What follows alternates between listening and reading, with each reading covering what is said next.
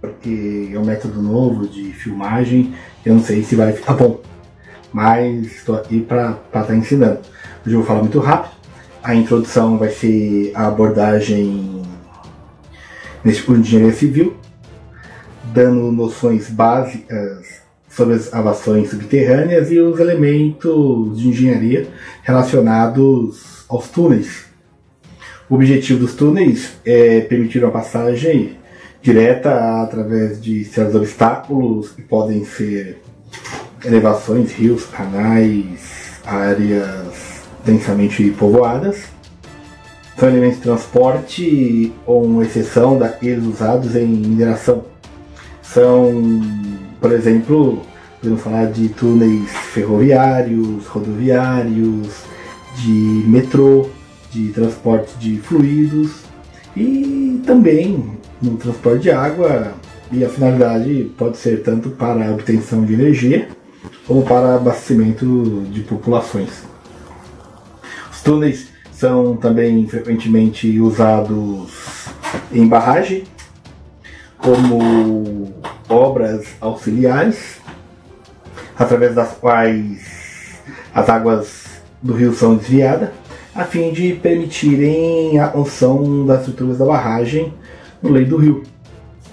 A barragem de funil no Rio Paraíba, um exemplo, teve suas águas desviadas através de um túnel de 430 metros de comprimento e 12 de diâmetro aproximadamente, escavado em guineses, e com capacidade para transportar até 1.500 metros cúbicos por segundo. A barragem de Chavantes também, no rio Paranapanema, né, situado no estado de São Paulo, onde as águas foram desviadas ao longo de arenitos e basaltos através de dois túneis de 572 metros quadrados, não, de comprimento, e 9 de diâmetro cada um. Acho até tá isso mesmo, 9 de diâmetro cada um. Esses dois túneis geralmente são desenvolvidos em vales fechados e profundos. Esses túneis de desvio são posteriormente aproveitados como túneis de adução, isto é, transporte das águas até a casa das máquinas. Da mesma maneira, o primeiro passo na construção da barragem de Furnas no Rio Grande constituiu em desviar o leito do rio do local onde seria erguida a barragem, mediante a construção de dois túneis com cerca de 900 metros de comprimento por 15 de diâmetro e de dois túneis com cerca de 900 metros de comprimento por 15 de diâmetro, escavados em rocha na margem esquerda. As rochas das regiões são representadas principalmente por esfilititos. Posteriormente, os túneis foram obturados mediante a construção de tampões de concreto de 22 metros de comprimento e 15 de diâmetro.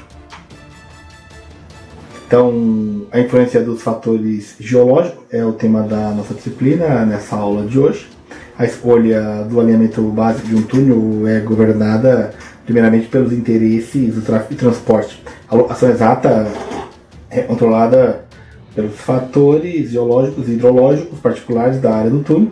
A tendência para a implantação de um alinhamento do túnel é mantê-lo mais reto possível, não só por seu percurso menor, custos inferiores, melhor visibilidade, mas também pela simplificação da construção e de sua alocação topográfica. A fase mais importante dos trabalhos preliminares para túneis é a exploração cuidadosa das condições geológicas. A locação geralmente de um túnel, apesar de governada pelos interesses econômicos e de tráfego, somente é definida quando são definidas as condições geológicas. O conceito de perfurar túneis mecanicamente é antigo. As vantagens do método, quando comparadas com os métodos convencionais, tradicionais, são evidentes, né, e posso citar aqui. Primeiro, segurança. 2, overbreak. 3, menor número de trabalhadores. 4, avanço rápido. E 5, danos de explosões. Quando eu falo em segurança, a abertura das paredes arredondadas e são mais resistentes. Quando eu falo capacidade de sustentação, O perigo da era de blocos é menor e, usualmente, o suporte é pequeno e desnecessário.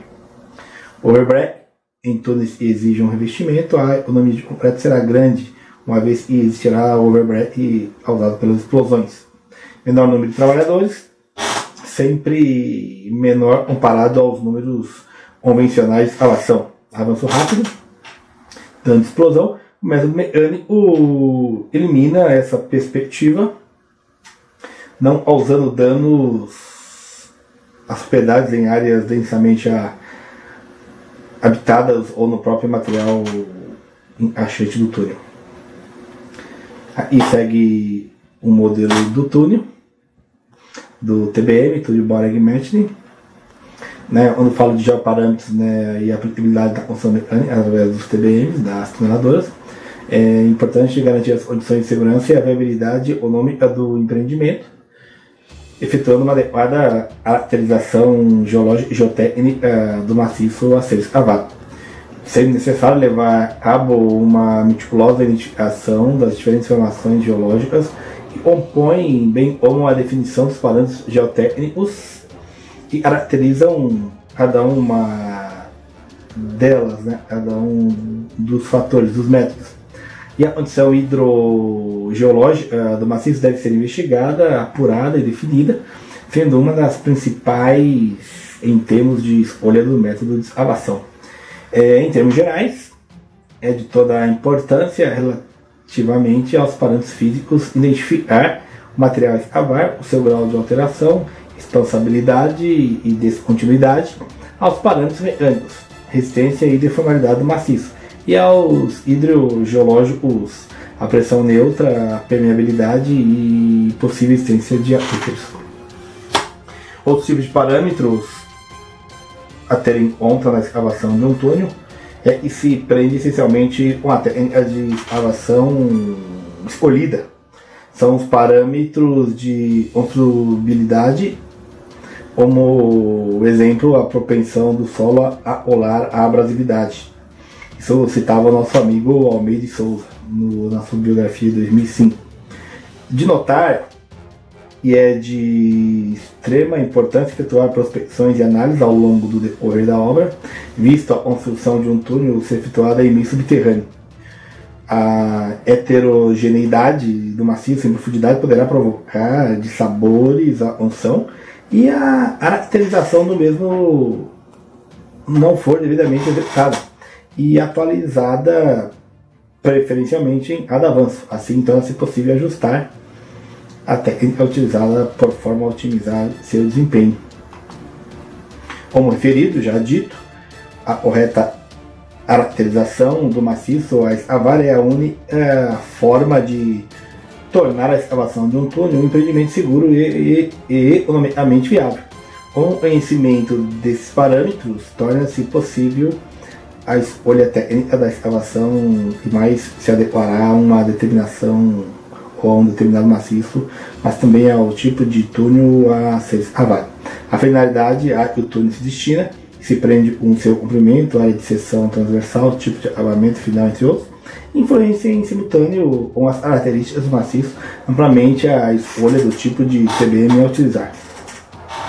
Esses parâmetros prendem diretamente com a história do maciço. É necessário saber em concreto qual a magnitude e a orientação das tensões iniciais.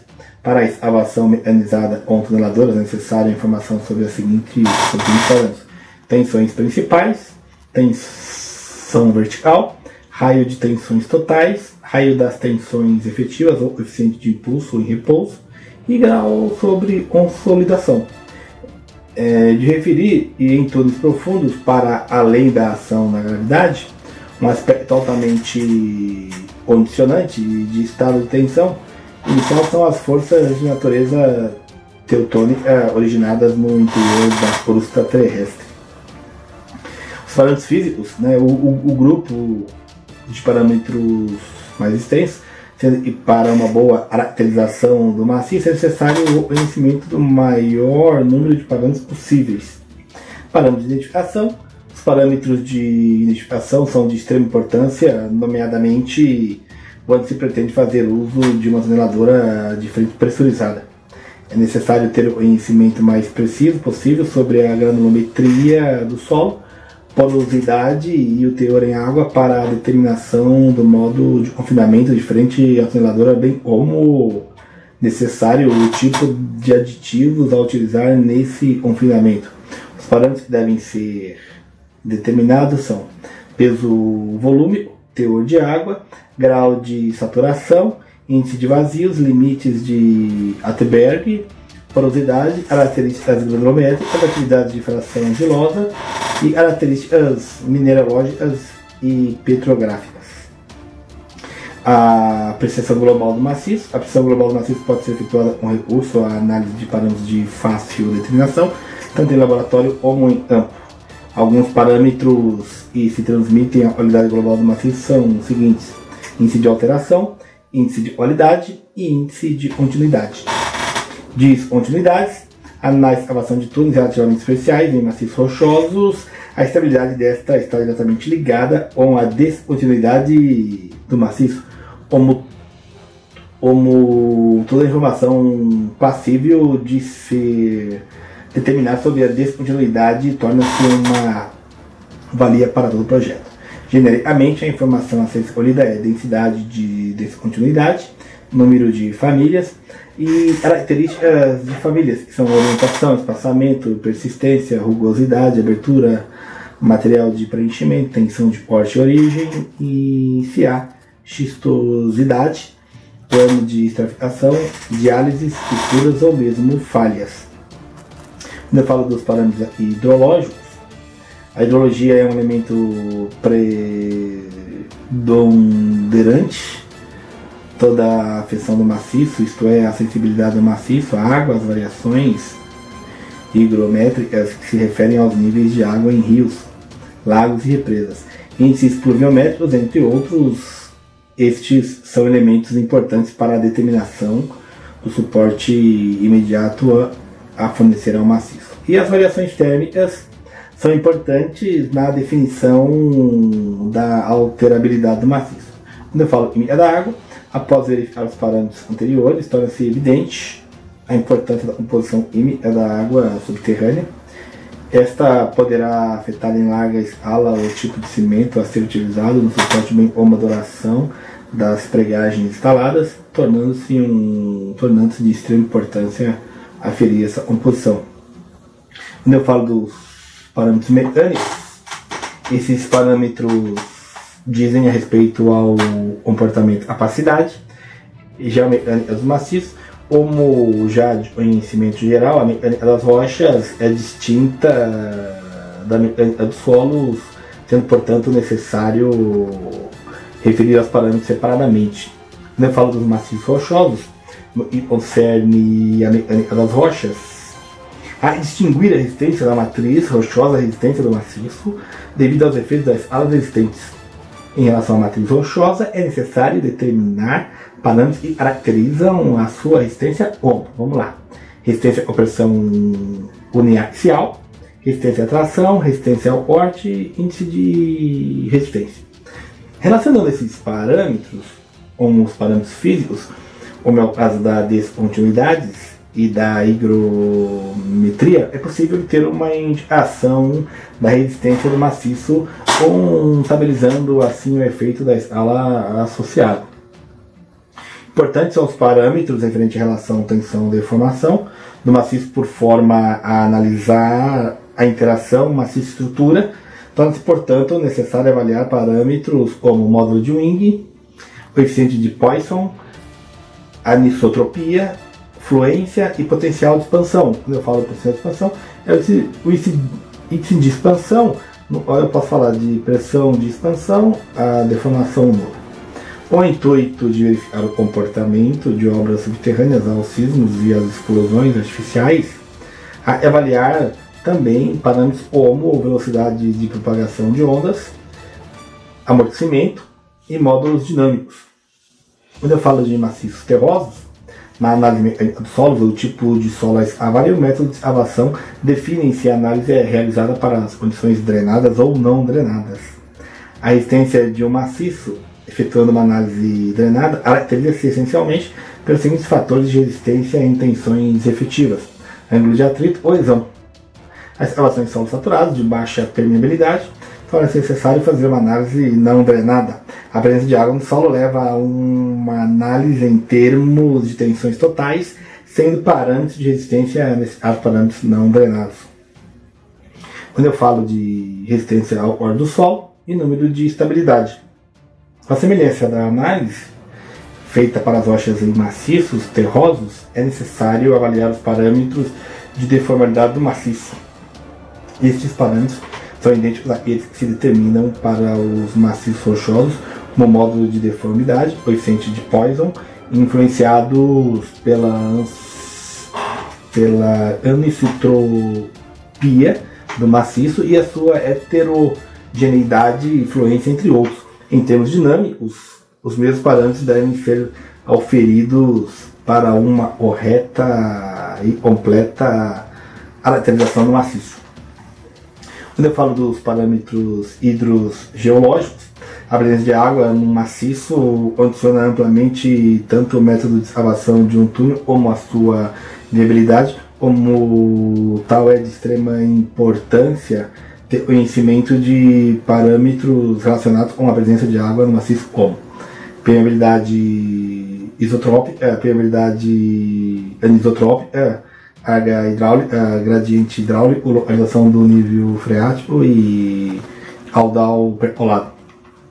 Quando eu falo dos parâmetros da construtibilidade, dependendo da técnica da escavação, determina para um túnel e, no caso de utilização de uma tuneladora, nosso assunto, é necessário ter presentes alguns parâmetros que afetam diretamente essa técnica, como os se apresentam seguidamente. Eu posso falar de abrasividade, dureza, raio de perfuração, propensão do solo ao ar e o coeficiente de permeabilidade do solo ao ar.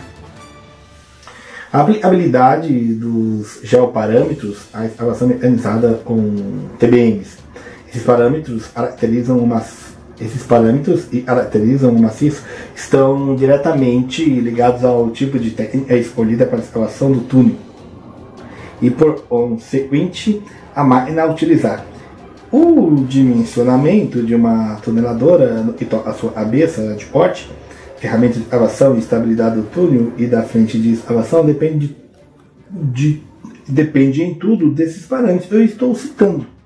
Serão apresentados via Moodle algumas tabelas e estarão anexas a essa disciplina, a essa aula, para relacionar o tipo de maciço, os elementos de tuneladora referidos aos geoparâmetros e também referido à importância da terminação de cada parâmetro e a fase da obra para a qual são necessários. Essa tabela vai estar disponível na plataforma e vocês poderão ali acessar. Quando eu falo em EBPM versus SFM, o leva a escolha de uma EBPM e uma SFM, são as condições geológicas e geotécnicas do maciço a escavar.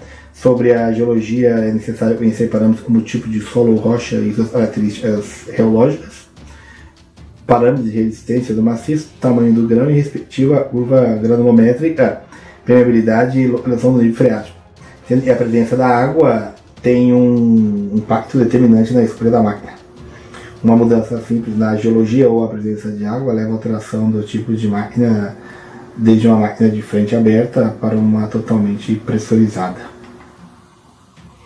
A utilização desses tipos de máquinas pressupõe normalmente o uso de aditivos, sendo assim necessário saber a disponibilidade de fornecimento desses em grande quantidade ao local da obra, bem como o seu preço, o seu valor.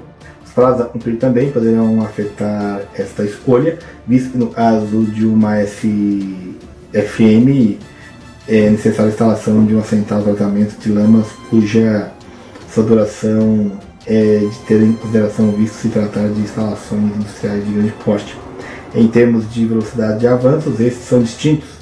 Entre essas duas tuneladoras, uma EPBM tem velocidade de avanço superior, sendo em boas condições ativamente mais rápida do que se uma SFM, e tem uma velocidade de avanço mais restrita devido ao sistema de lamas que a acompanha. No entanto, EPBM normalmente tem manutenção mais frequente, a cabeça de corte. No curto prazo, a EPBM tem velocidade de avanço superior, mas em longo prazo a velocidade da SFM irá ser muito próxima. As vantagens e desvantagens de cada uma delas tem que ser pesada para cada projeto em concreto e de acordo com as características de cada uma delas.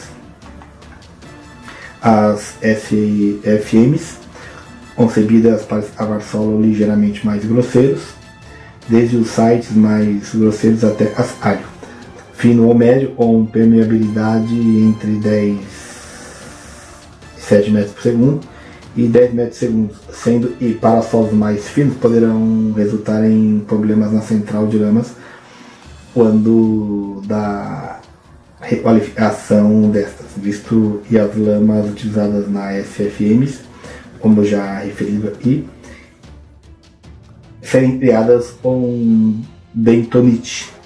A mistura de bentonite ou outro tipo de material fino poderá até impossibilitar a requalificação da lama. Isto é, torna-se extremamente complicado separar a bentonite das restantes das partículas finas. Já as APBMs, fazendo uso apenas de água e espumas, esse cinto de solos finos para aumentar a densidade da mistura irá fornecer o suporte.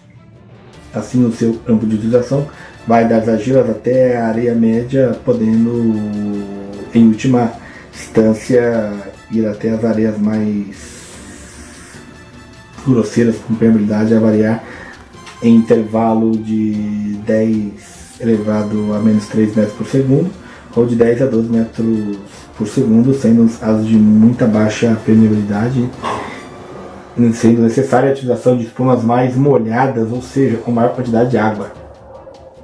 Então, né, para finalizar nossa aula, eu estou falando do modelo de prognóstico de um ETBM. São vários os modelos de classificação de maciços rochosos existentes na biografia dessa área, dessa disciplina, túneis e obras subterrâneas. E dentre esses destaca-se o sistema de classificação E, a partir do qual foi desenvolvido o modelo de prognóstico de performance de escavação de maciços rochosos com tuneladoras de ETBM. O sistema de classificação E foi desenvolvido em 1971 e 1974 através de dados obtidos a partir da escavação de maciços rochosos com recursos a explosivos.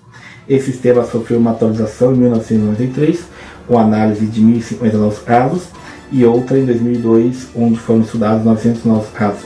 Recentemente, com análise de 145 casos de aplicação de tuneladora e baseado no sistema E, foi desenvolvido um modelo a partir do qual torna possível estimar a performance de uma tuneladora, isto é, estimar a velocidade do avanço e a velocidade de penetração da mesma. Considerações finais, para finalizar nossa aula: a temática de construção de túneis com tuneladoras é deveras ampla, complexa e multidisciplinar, encontrando-se sempre em constante evolução, como foi aqui demonstrado em todas as nossas aulas. Este desenvolvimento pretende trazer um equilíbrio entre as questões econômicas, ambientais, segurança e de executabilidade inerentes a um empreendimento desse gênero, um túnel. Ao longo das próximas aulas, está sendo evidente a importância desse tipo de construção mecanizada através de túneis, e túneis de comprimento considerável se torna uma opção economicamente viável com elevadas condições de segurança, tanto no interior do túnel como à superfície, possibilitando assim executar obras e outrora se achavam inexecutáveis. A utilização desses equipamentos vem assim, de certa forma, substituir as técnicas ditas convencionais, eliminando em grande número as limitações destas. Então, finalizando, essas máquinas, esses TBMs, possuem limitações também, e se depreende logo devido à existência de diferentes tipos de máquinas para diferentes tipos de maciço. A diferença e mais sobressai entre elas é o mesmo tipo de suporte imediato fornecido ao maciço ou até mesmo a não existência deste. Também aí as empresas ou as construtoras ou as que demandam esse tipo de equipamento, uma treinadora, tem trabalhado para projetar uma máquina fornecendo diferentes tipos de suporte imediato ao maciço, como é o caso mais recente da Multimold TBM, desenvolvida recentemente por uma empresa alemã.